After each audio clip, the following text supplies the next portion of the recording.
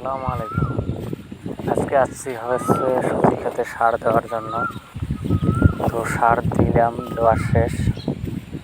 এখন ভাবলাম যে আপনাদেরকে সবজি ক্ষেতটা দেখাই। আর আমাদের একটা জমিতে কতগুলো ফসল চাষ করা হয়েছে সেগুলো আপনাদেরকে একটু দেখাই, শেয়ার করি আপনাদের সঙ্গে। এই কারণে ভিডিওটা করা। দেখেন এই যে এটা হচ্ছে সবজি ক্ষেত, আর এই যে এর সাথে দেখেন এই যে বাঁশের ছায়া, এই কারণে অন্য ফসল হয় না। এই যে কচু আবাদ করা হয়েছে। এই জায়গাটায় কচু একটু খারাপ হয়েছে। যখন খরা ছিল তখন পানি দেওয়ার দরকার হয়েছিল, কিন্তু পানি দিতে পারিনি, এই কারণে এই অবস্থা। এই যে দেখেন সামনেরটা আবার সুন্দর হয়েছে। এই যে নিচে এটা আর একটা কচু ক্ষেত, আর ওই যে সামনে যেটা দেখা যাচ্ছে সেটা হচ্ছে পাট ক্ষেত।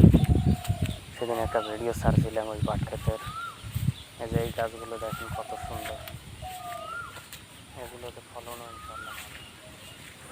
আর ওই যে সামনে দেখা যাচ্ছে একটা পাট ক্ষেত, সেটাও আমাদের, ওটার ভিডিও সেদিন দিয়েছিলাম। আর এই যে এই আর একটা পাট ক্ষেত, আর ওই যে দুই পাশে বাড়ি, আর মাঝে হচ্ছে আমাদের জমি।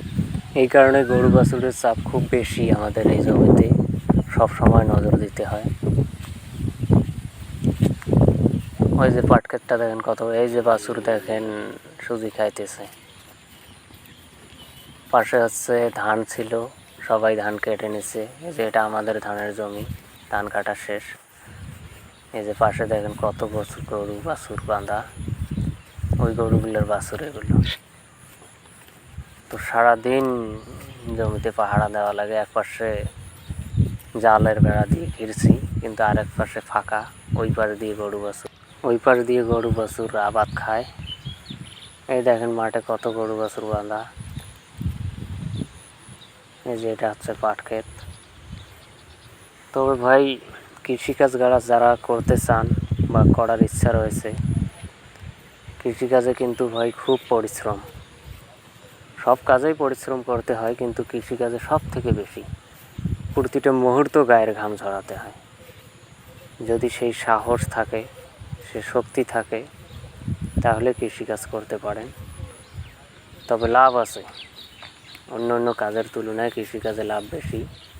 যেমন আমাদের বাড়িতে গরু আছে, তারপর প্রায় প্রত্যেক ফসলে আবাদ করি।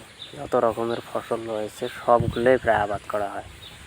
সুজি, চিনা, তারপর পাট, এরপর হচ্ছে বেগুন, মরিচ। আমাদের এই একটা জমিতে সব ধরনের আবাদ করি। এখানে প্রায় 3 একর জায়গার মতো জমি। এই যে নেট দিয়ে ঘেরা যেটা দেখলেন, ওটা হচ্ছে মরিচ ক্ষেত। এখনও মরিচ ধরতেছে, কিন্তু বৃষ্টির কারণে পচে যায়, দামও কম, বিক্রিও করা হয় না। আর এই যে এটা যেটা দেখা যাচ্ছে, এটা সুজি ক্ষেত। আর ওই যে সামনে যেটা দেখা যায় সেটা হচ্ছে পাট ক্ষেত। আবার এই যে ডান পাশেরটা পাট ক্ষেত। তো যারা যারা চাকরি নাই, বেকার বসে আছেন, জমি জমা আছে, কৃষিকাজ করেন, বেকারত্বও দূর হবে এবং সফলতাও আসবে ইনশাআল্লাহ।